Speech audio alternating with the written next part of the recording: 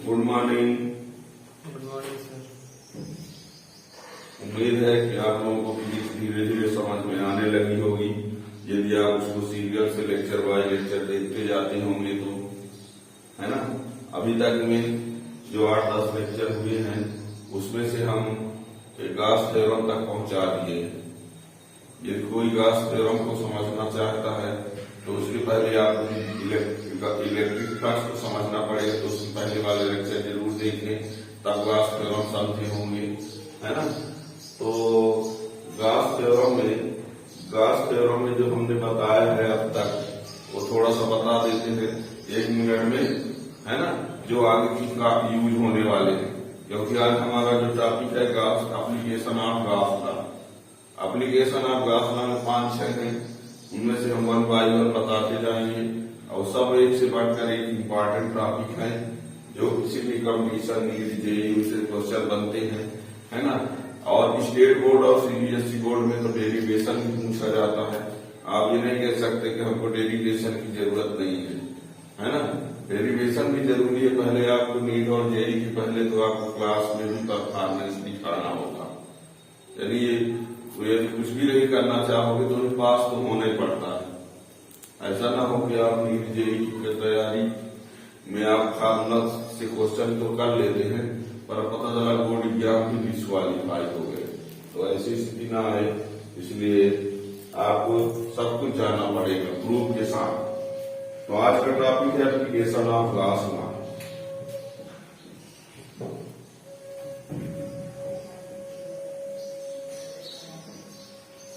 Application of Gauss law, उसमें से पहला है, कई हैं, है ना। कई लेक्चर में ये पूरा होगा क्योंकि हमको डिटेल में समझाना है, हमको केवल फार्मूला पर नहीं दिखाना है, ठीक है ना। तो इसके लिए थोड़ा सा ये बता दें, जो आप लोगों ने अभी तक पढ़ा है मीन्स जिसका इसमें यूज होने वाला है। डिटेल के लिए आपको पीछे का लेक्चर देखना ही पड़ेगा। हम शॉर्ट में ये बता दें कि इनकी आज फिलहाल जरूरत है। वो ये electric flux phi equal to ES होता है। इलेक्ट्रिक फील्ड इंटेंसिटी है, यस क्या है, एरिया, ठीक है ये। और phi equal to ES cos theta भी होता है, ठीक है। और फाई इक्वल टू Q/ε0, ये गॉस लॉ है, ये गॉस लॉ है। और ये मेजरमेंट ऑफ इलेक्ट्रिक फ्लक्स है, ये मेजरमेंट ऑफ इलेक्ट्रिक फ्लक्स है, ये क्या है, गॉस लॉ। और सबसे इंपॉर्टेंट हमने ये कहा था कि if S and ES perpendicular की यस एनी सरफेस या प्लेन या एरिया वेक्टर, एरिया तो सरफेस और ये दूसरे की परपेंडिकुलर है, तो फाई की वैल्यू जो होती है ES होती है, जो कि मैक्स कहलाएगी। इफ एस पैरेलल की then phi equal to 0 minimum. यदि आप इनको जानते हैं तब तो आज वाले को समझ सकते है ना। अब जानते हैं मीन्स याद भी हो जाए, या कैसे आया है ये भी न पता चले, पर होता है तो आज वाला टॉपिक समझ जाओगे। पर ये कैसे होता है ये जानना है तो पीछे लेक्चर में हमने डिटेल में बताया है एक पॉइंट, ठीक है। तो एप्लीकेशन ऑफ गॉस लॉ, तो आज इसमें पहला इसमें ये है कि किसी भी स्टेट कंडक्टर के ड्यू, किसी भी स्टेट कंडक्टर है, चार्ज स्टेट कंडक्टर के ड्यू किसी पॉइंट पर इलेक्ट्रिक फील्ड इंटेंसिटी लाना हो तो कैसे लाएंगे, ठीक है ना। तो देखिए, electric field intensity due to straight charge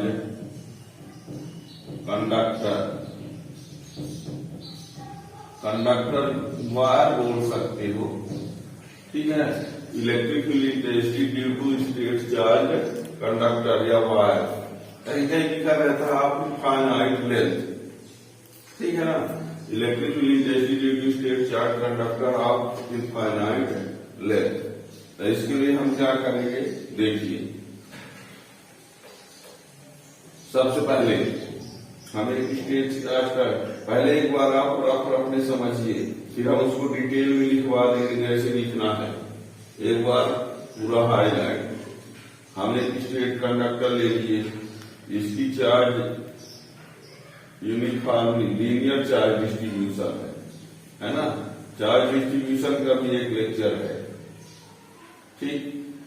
तो चार्ज लीनियर, इसमें चार्ज क्या है, लीनियर चार्ज डिस्ट्रीब्यूशन है।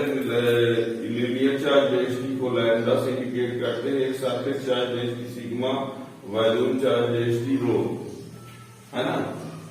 तो एक स्टेट कंडक्टर लिया हमने और उसमें लीनियर चार्ज डेंसिटी क्या है, लैम्डा है। लीनियर चार्ज डेंसिटी क्या है, lambda. Linear charge density lambda equal to Q upon L होता है। लीनियर चार्ज डेंसिटी क्या होता है, charge on unit length, amount of charge per unit length of conductor. Surface क्या होता है, amount of charge per unit area of surface. Volume charge density क्या होती है, amount of charge per unit volume of conductor. Linear charge density को लिखा जाता है लैम्डा से, सरफेस चार्ज डेंसिटी को लिखा जाता है सिग्मा से, वॉल्यूम चार्ज डेंसिटी को लिखा जाता है रो से, है ना। तो हाल फिलहाल हमको इस क्वेश्चन में इसी भर की जरूरत है, lambda equal to Q upon L, ठीक है ना। तो हमने क्या कहा, एक स्टेट कंडक्टर लिया, उसकी लीनियर चार्ज डेंसिटी लैम्डा है, lambda equal to Q upon L। तो Q इक्वल टू क्या हो जाएगा, लैम्डा L। इससे R डिस्टेंस पर हम एक पॉइंट ले लेते हैं P, और इस पॉइंट P पर हम क्या डिटरमाइन करेंगे, electric field intensity. Point P पर इंटेंसिटी का डिटर्मिनेशन के लिए हम इस कंडक्टर को एक्सिस ले लेते हैं और R रेडियस का एक सिलेंडर बना लेते हैं। क्या, R रेडियस का एक सिलेंडर बना दिए, ठीक है। हमने सबसे पहले स्टार्ट में ये बोला कि एक स्टेट कंडक्टर है, उसकी लीनियर चार्ज डेंसिटी लैम्डा है, Q equal to lambda L। फिर क्या किया, इससे R डिस्टेंस पर एक पॉइंट P दिया है, उस पॉइंट P पर हमको डिटरमाइन करना है इलेक्ट्रिक फील्ड इंटेंसिटी।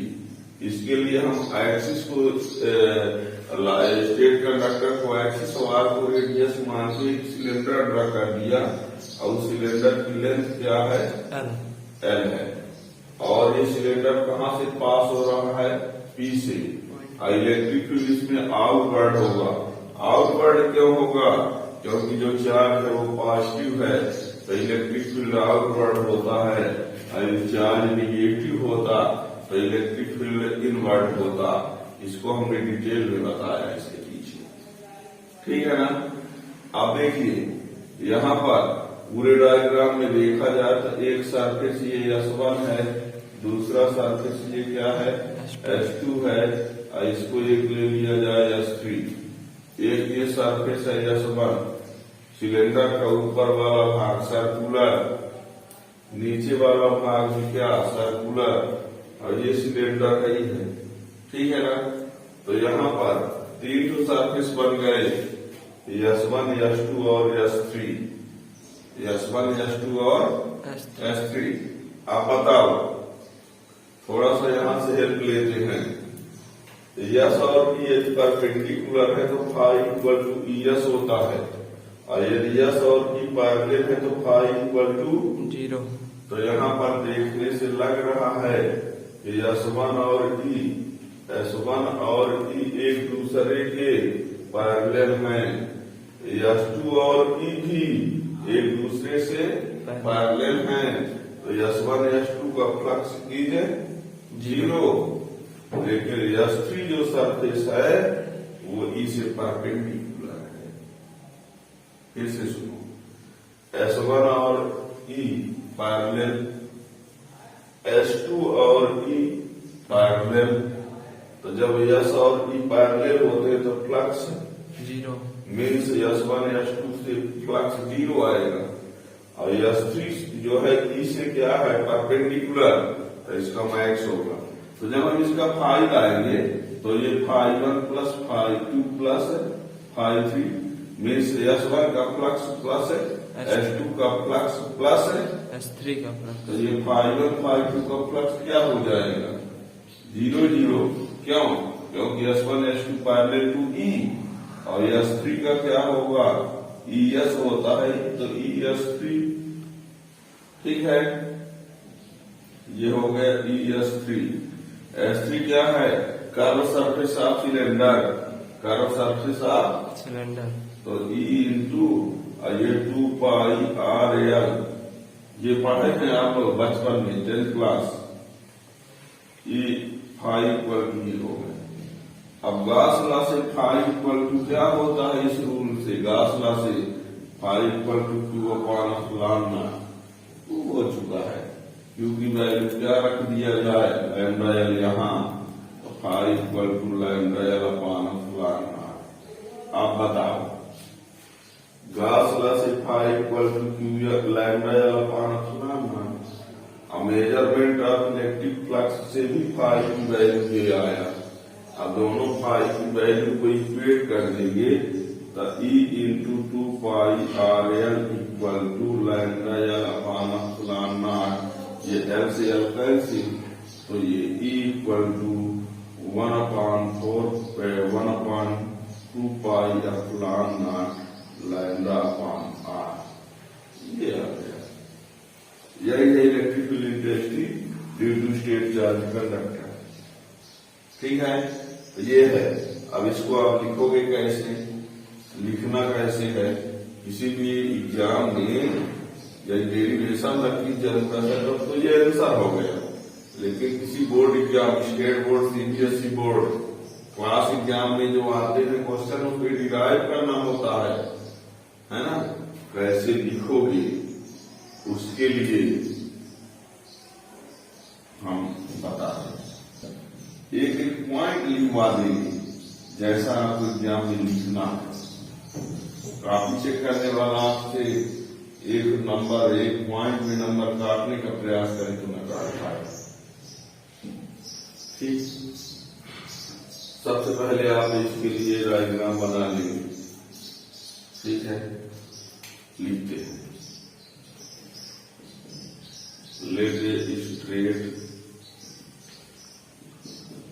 कंडक्टर, बल्कि लिखे देते हैं आप infinite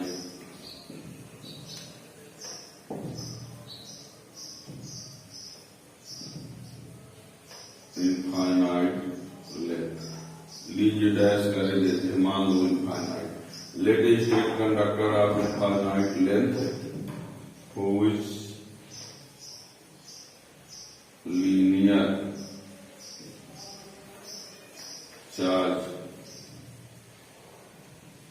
density lambda. Let a state conductor of infinite length to linear charge density lambda, where lambda equal to Q upon L, the Q equal to lambda L. इसकी भी जरूरत पड़ेगी, याद रखना। We have to determine electric field intensity, we have to draw electric field intensity at any point P at distance R from conductor, ठीक है। Let a state conductor of infinite length whose linear charge density lambda, where lambda equal to Q upon L, so Q equal to lambda L. We have to determine electrical intensity at any point P at distance R from conductor. For this we construct a cylinder, आगे लिखते हैं for this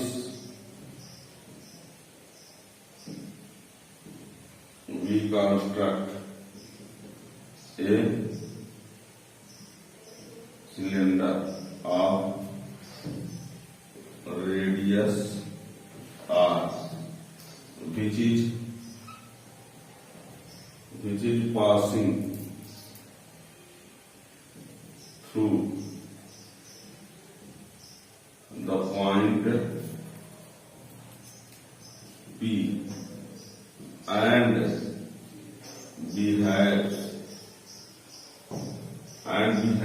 like Gaussian surface, मतलब इसमें Gauss theorem लग सकती है, behaves like Gaussian surface and electric field intensity normally outward।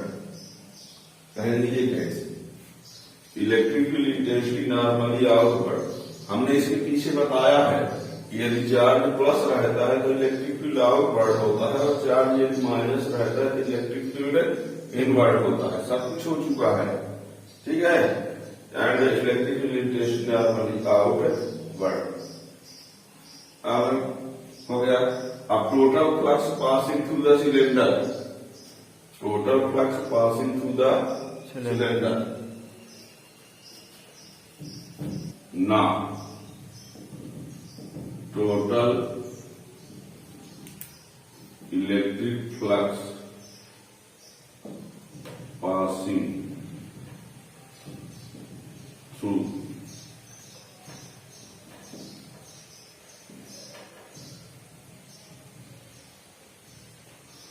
high equal to total flux है ना, तो φ1 प्लस φ2 प्लस φ1 का मीन्स S1 का फ्लक्स, φ2 मीन्स S2 का फ्लक्स, φ3 मीन्स S3। अब हमने बताया है, इसीलिए आपको हेल्पलाइन यहां पहले दिखा दिया,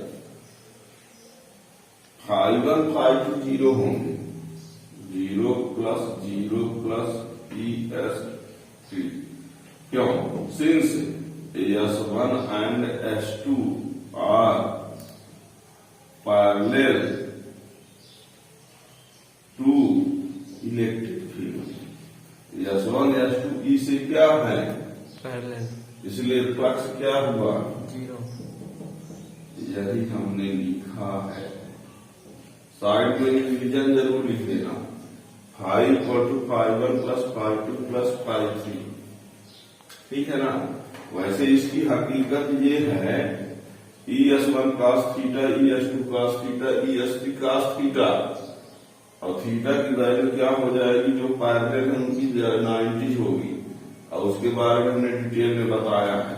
अब सब कुछ जान चुके हो तो हम केवल फार्मूला का यूज कर रहे हैं, means ES3 high equal to, ठीक है। अब phi equal to E into 2πRL यहां लिखे दे रहे हैं, S3 equal to 2πRL curve surface of cylinder. ये पढ़े आप लोग 10th 9th में। ये रहा इक्वेशन नंबर 2। फर्स्ट का लो, कोई यदि ना हो तो, बट बाई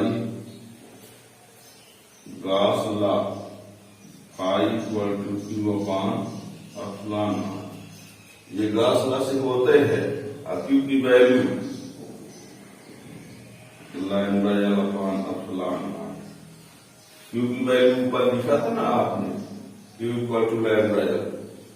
अब देखो फाई इक्वल टू ये एक फार्मूला मिला, एक फाई इक्वल टू ये फार्मूला, ये है मेजरमेंट ऑफ इलेक्ट्रिक फ्लक्स से।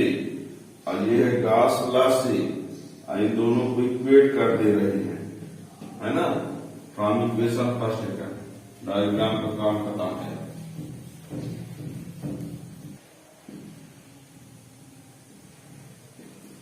First and second E into 2 pi RL equal to lambda L upon epsilon naught, ये L से L cancel, E equal to lambda upon 2 pi epsilon naught R। थोड़ा सा एक बात ध्यान रखना, ये फार्मूला में 2 pi epsilon naught आया है। बच्चों को 4 pi epsilon naught पहले से बहुत याद रहता तो उसका इंग्लिश में भी कर देते, है ना।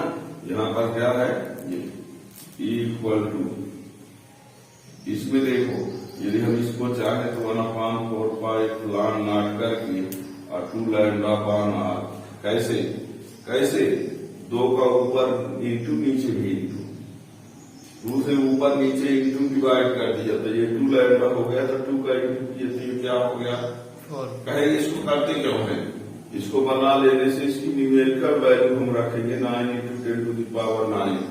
इसी न्यूमेरिकल क्वेश्चन को सॉल्व करने के लिए ये फार्मूला अधिक अच्छा रहेगा, ठीक है ना। ये कैसे हो गया है, हमने 2 का ऊपर नीचे क्या किया है, इंटू कर दिया है, याद रखना इसको, ठीक है ना। R E प्रोपोर्शनल 1/r, ठीक है। क्या किया हमने, एक बार समरी सुन लो। सबसे पहले हमने क्या किया कि स्टेट कंडक्टर लिया, उसमें प्लस चार्ज कर दिया, linear charge density lambda, lambda equal to Q upon L, Q equal to lambda है। उससे आर डिस्टेंस पर एक पॉइंट लिया, उस पॉइंट पर इंटेंसिटी लाना है। इसके लिए हम क्या किए, उस कंडक्टर को एक्सिस ले लिया और डिस्टेंस जो है उसको रेडियस लेकर एक सिलेंडर ट्रांसलेट कर दिए। जो हमने सिलेंडर बनाया वो पॉइंट पी से पास हो रहा है, गॉसियन सरफेस होगा, इलेक्ट्रिक फील्ड नॉर्मली आ होगा। फिर उसके 3 पार्ट बनाए, S1 S2 S3। देखा गया कि S1 S2 E से पैरेलल है तो फ्लक्स उनका 0, और S3 के परपेंडिकुलर है तो ES3। S3 क्या है, सरफेस ऑफ सिलेंडर, जिसको 2 pi RL लिख दिया। एक मेजरमेंट से फ्लक्स आ गए, एक गॉस लॉ से फ्लक्स आ गए, दोनों को इक्वेट कर दिए। इक्वेट करने के बाद हम यहाँ पहुंच गए, ठीक है। ये लैम्डा है तो यहाँ 2 पाई है, और यहाँ 2 लैम्डा कर देंगे तो यही 4 पाई हो गया है। करना कंपल्सरी नहीं है, पर हमने न्यूमेरिकल क्वेश्चन के लिए ताकि इसकी वैल्यू रख सके इसलिए लिख दिया है, ठीक है ना। अब देखो, जो पूरे लेक्चर को पढ़ा होगा उसको आता हो, वो उसको पढ़ने के बाद उसको लगता होगा सर आपने कभी तो बताया था E प्रोपोर्शनल 1/r²। कहेंगे सर आपने E प्रोपोर्शनल 1/r³ बताया है, सर आपने E प्रोपोर्शनल 1/r बताया है। बिल्कुल हमने बताया है, पर कहोगे सही कौन सा है, तो ये आपको बता दें, ये बता दें कि E प्रोपोर्शनल 1/r² जो होता है वो ड्यू टू पॉइंट चार्ज है। इसके लिए है ये ड्यू टू पॉइंट चार्ज, ये किसके लिए है, ड्यू टू डाइपोल है, और ये क्या है, due to straight charge conductor. आप देखो, इसके बाद क्वेश्चन आप नहीं करोगे। ये proportional 1/r² due to point charge, ये proportional 1/r³ due to dipole, ये proportional 1/r due to straight charge conductor. सब अपनी अपनी जगह पर सही है, ठीक है। अब यानी ये आप देख रहे हैं कि ये भी डिस्टेंस का इन्वर्सली है, ये भी, तो एक केवल इन्वर्सली है, एक स्क्वायर के साथ है, एक क्यूब के साथ। यदि मान लीजिए कभी आपसे ग्राफ की बात करें तो एक ये ग्राफ, एक ये ग्राफ और एक ये ग्राफ, है ना। यानी ये, तो ये यदि हम इसको देखना, ये क्या कहा जा सकता है, यदि हम इसको ए बोले, इसको ए, इसको बी बोले, इसको सी बोले, तो बात को समझो। ये ई है, ए है, ये बी है, ये सी है। आर के साथ ये घटता है लेकिन का, तो ये हो जाएगा सी। आर के साथ घटता है इससे थोड़ा ज्यादा, तो ये हो जाएगा ए। और आर के साथ घटता है बहुत ज्यादा, तो ये होगा बी। ये ई है और ये आर। बात को समझने का प्रयास करो, हम क्या बोले। और आर की वैल्यू, आर इक्वल टू 1, यदि आर की वैल्यू 1 लिया जाए तो तीनों केस में ई की वैल्यू सेम होगी। ठीक है ना, बस। Thank you.